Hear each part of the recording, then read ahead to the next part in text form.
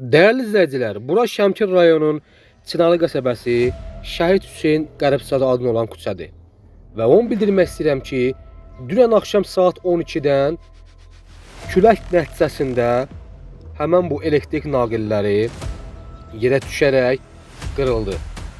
Və 70 ilə yaxındır ki, həmən bu işıq dirəkləri, işıq xəttləri Çınarlı qəsəbəsində həmən bu vəziyyətdədir. Və 2 il bundan qabaq Şəmkir rayonunun işıq dənəsinin əməkdaşları Çınarlı qəsəbədə kabelləşmə sisteminə başlasalar da və çox təəssüf ki, hələ də yekunlaşmayıbdır. Çınarlı qəsəbənin demək olar 60%-i hələ də köhnə naqillərdir, köhnə işıq dirəkləridir. Və Çınarlı qəsəbə sakinləri bu durumla bağlı dəfələrlə şikayət etsə də hələ heç bir nəticə yoxdur.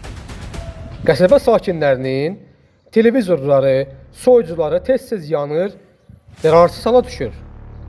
Və mən ümid edirəm ki, tez bir zamanda Şəhid Hüseyn Qəribzadə adlı olan küçənin elektrik naqilləri və dirəkləri yenisi ilə əvəz olunacaqdır.